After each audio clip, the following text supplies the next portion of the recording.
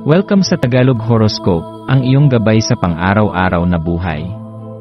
Hatid namin ang pinakadetalyadong horoscope na magsisilbing gabay mo sa pera, trabaho, pag-ibig, kalusugan, at swerte. Naway magtagumpay sa buhay ang lahat ng ating tagapakinig at subscribers sa buong mundo. Maraming salamat sa pag-subscribe at tanggapin ang siksik, liglig, at umaapaw na biyayang hatid ng Tagalog Horoscope. Ito ang iyong pang-araw-araw na horoscope para sa Leo para sa Abril 29, 2025. Sa araw na ito ng Abril 29, hinahaplos ng banayad na liwanag ng buwan ang iyong damdamin at iniimbitahan kang silipin ang kailaliman ng iyong emosyon. Bilang isang Leo, likas sa iyo ang kakayahang ipahayag ang iyong nararamdaman, matapang kang magsalita, bukas ang dibdib, at puno ng alab ang puso. Ngunit ngayon, payapa kang inaanyayahan ng kalangitan na huminto sandali, huminga, at magmuni-muni sa mga alon ng pananabik na maaaring sumilay sa iyong dibdib. Ang pangungulila, maaaring sa tahanan, sa mga taong mahal mo, o sa mga panahong tila mas simple, ay tila isang lihim na agos na dahan-dahang humihila sa iyong puso sa di matingkalang direksyon. Hindi ito kahinaan. Sa halip, ito ay paalala ng iyong malalim na koneksyon sa iyong pinagmulan, sa mga lugar, alaala, at damdaming humubog sa iyo. Ang pagbibigay puwang sa mga damdaming ito ay hindi nangangahulugang nalilihis ka sa iyong landas. Sa kabaligtaran, ito'y tanda ng iyong pagkatao, na kahit ikaw ay puno ng lakas at determinasyon, marunong kang yumakap sa lungkot at pananabik na nagbibigay lalim sa iyong pagkatao. Habang lumalalim ang araw, ang enerhiya ng kalangitan ay nagdudulot ng mahiwagang pag-uudyok, isang tahimik ngunit matatag na tinig na nagsasabing, abutin mo ang iyong mga pangarap. Ang panahong ito ay parang masining na apoy na pinapaypayan ng imahinasyon, damdamin, at pananampalataya. Huwag mong pigilan ang bugso ng inspirasyon, hayaan mong dumaloy ang iyong mga ideya sa pamamagitan ng sining, sulat, musika, o kahit tahimik na pagmumuni. Hindi kailangang maging magarbo, kahit ang simpleng pagpinta, pagsusulat sa journal, o paglalakad sa ilalim ng araw ay maaaring maging daan para mas mapalapit ka sa sarili mong layunin. Ang kalmadong espasyo ay mahalaga ngayon. Bagamat aktibo ang iyong puso at isip, kailangan mo ring bigyang pansin ang hinaing ng iyong kaluluwa, ang pagnanais nito para sa katahimikan at kabatiran. Sa katahimikan, doon mo maririnig ang boses ng iyong pinakamalalim na hangarin. Sa gitna ng inday ng mundo, ang pagkakaupo sa isang sulok, o ang pagtitig sa kalangitan, ay maaaring magdulot ng linaw na matagal mo nang hinahanap. Habang ang enerhiya ng Gemini ay nagdadala ng biglaang pagnanasa para sa paglalakbay o mga bagong karanasan, maaaring makaramdam ka ng matinding tawag na kumawala sandali mula sa pamilyar. Ang mga pagkakataong ito ay tila bulong ng kalikasan, na sa pamamagitan ng pagtuklas sa labas, mas nauunawaan natin ang nasa loob. Kapag may tumawag sa iyo para sa isang biglaang lakad, isang pag-uusap sa hindi inaasahang tao, o kahit isang sandaling pananatili sa bagong lugar, yakapin mo ito. Hindi lang ito simpleng kasiyahan. Isa itong paraan para makapagpahinga ang puso mula sa pananabik na hindi mo maipaliwanag.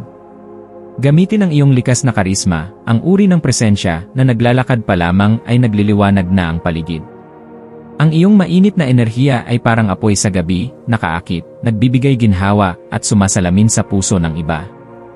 Sa pamamagitan ng pagiging totoo sa iyong nararamdaman, nabibigyan mo rin ng pahintulot ang iba na maging totoo sa kanila. Ang pagkalinga sa koneksyon ngayon ay hindi lamang nakalulugod, kundi nakapagpapalalim din ng ugnayan sa sarili. Habang ibinabahagi mo ang iyong kwento, ang iyong pangarap, at kahit ang iyong lungkot, bumubuo ka ng isang tulay patungo sa mas malalim na pag-unawa, hindi lamang sa mga taong kaharap mo, kundi sa sarili mong pagkatao. Ang pagkakaugat sa iyong pinagmulan, sa pamilya, sa mga alaala ng kabataan, o sa mga tradisyong matagal mo nang tinanim sa iyong puso, ay tila muling lumilitaw upang alalahanin mong hindi ka kailanman nag-iisa. May puwersang gumagalaw ngayon sa likod ng mga eksenang ito, isang kosmikong enerhiya na nag-udyok sa iyo na panatilihin buhay ang iyong mga pangarap. Hindi mo kailangang malaman ang lahat ng sagot ngayon. Hindi mo kailangang makuha agad ang bunga. Ang mahalaga ay ang pagpapasya mong manatiling naniniwala, kahit minsan ay pinanghihinaan ng loob, kahit ang kalungkutan ay dumarating na parang ulap sa tag-araw. Magtiwala ka. Sapagkat sa paniniwala mo, unti-unting binubuo ng sansinukob ang mga sagot. Sa aspeto ng iyong kabuhayan, maaaring may pagnanais kang magsimula ng bagong proyekto o palalimin ang kasalukuyang ginagawa. Ang mga ideyang lumilitaw ngayon ay may dalang potensyal.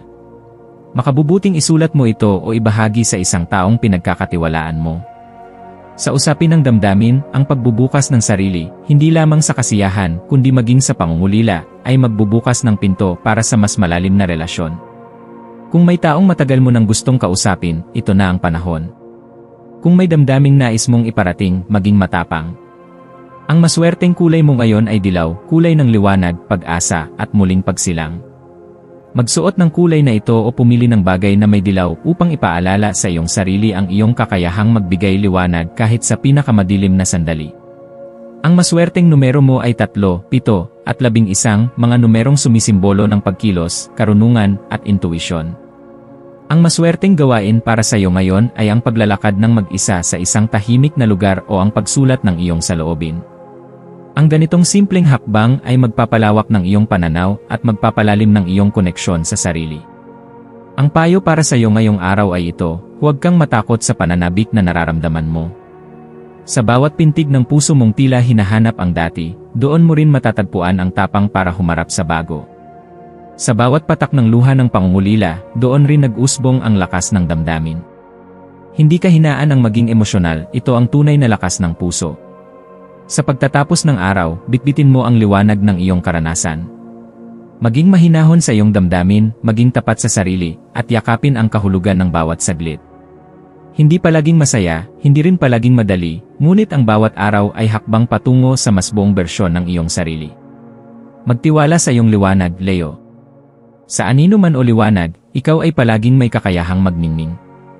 Sa paglalapat ng iyong mga damdamin, sa pagtanggap sa iyong pangungulila, at sa pagpapatuloy ng iyong mga pangarap, buuin mo ang araw na ito ng may puso, pananampalataya, at walang pag-aalinlangang tapang. Sa wakas, maalala mo, ikaw ay tahanan ng apoy. At saan ka man dalhin ng hangin, dala mo palagi ang liwanag mo.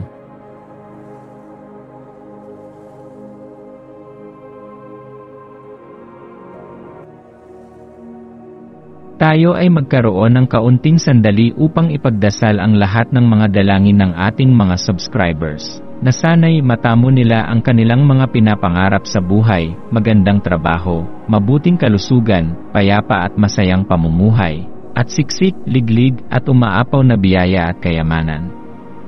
Ipinagdarasal namin ng mataimtim ang lahat ng mga komento sa nakaraang video, at hinihiling namin, Panginoon, na pagpalain mo ang ating mga subscribers ng masayang buhay sa mundong ibabaw.